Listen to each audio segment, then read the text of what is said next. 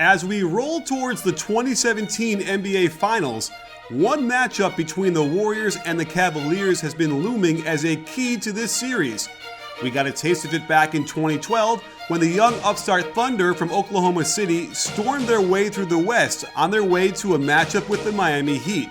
While we got a great individual battle, it was clear that Durant versus LeBron was simply the apprentice versus the master.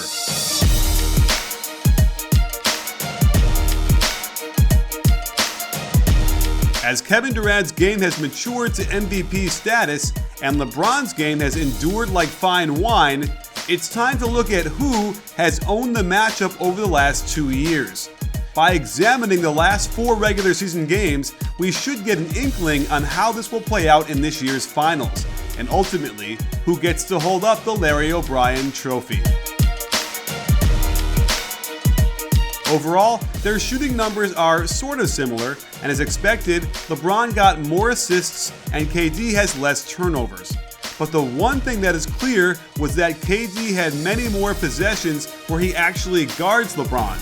Clearly, the Cavs didn't want to wear out the older LeBron having to deal with the scoring machine that is Durant, while the younger KD had the energy and experience to pick up LeBron on most possessions they were both out there. With Durant on offense, he didn't attack LeBron that much off the dribble.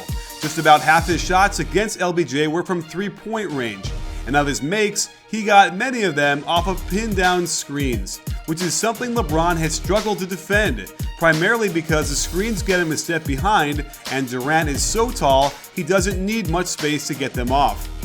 The quick release catch and shoot poses problems for every player guarding Durant, and there were times LeBron could do nothing but get a hand up and hope for the best. KD didn't make a lot of two-pointers when LeBron was his primary defender, but the one trend saw him get out in transition, where LeBron had a hard time stopping him there. The last time we saw LeBron guard Durant for extended minutes was when the Cavaliers visited the Thunder back in February of 2016.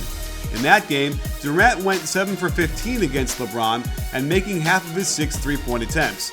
Of course, this didn't matter one bit to the final score as Cleveland blew them out, but there was a clear shift away from LeBron picking up KD going forward. Without question, KD and LBJ are 2 of the highest basketball IQ players in the league today. There's a place to learn how to play the game of basketball just like them, and it's called Point Guard College. They have camps all around the country that teach you how to think the game. Once you master the why, you can unleash your inner LeBron, Durant, or Steph Curry in an instinctual way, taught with their excellent progressive teaching methods. Point Guard College runs over 100 camps in 30 states, so find one nearest you and separate your game from your competition.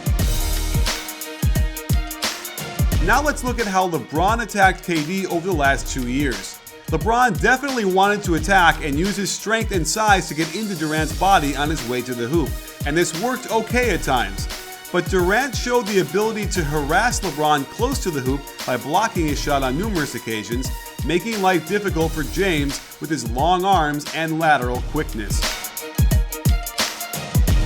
There were quite a few isolations on KD as well, which plays into the style of the Cavaliers' offense, and these were where you saw a lot of very tough shots that were well defended by Durant. The bulk of the post-ups by each player came when Durant played in OKC, and it looks like each player can handle the other down low. So if LeBron thinks he can muscle Durant on the block, he might have to think again.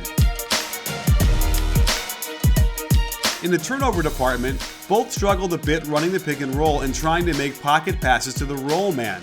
This is also worth paying attention to because both players are sure to get their share of pick and rolls, and the defense will do their best to get it out of their hands.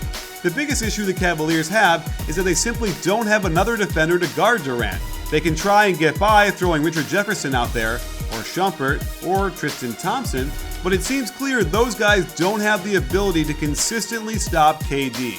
On the flip side, Durant has shown the ability to handle LeBron enough to force him into very tough shots.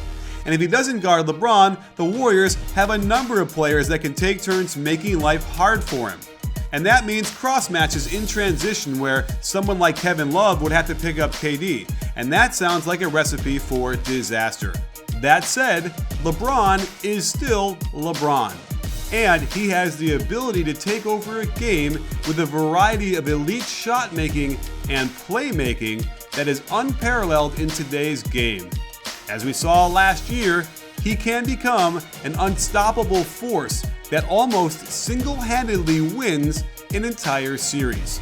At the very least, we all need to hope for as many possessions with these two guarding each other as we can get.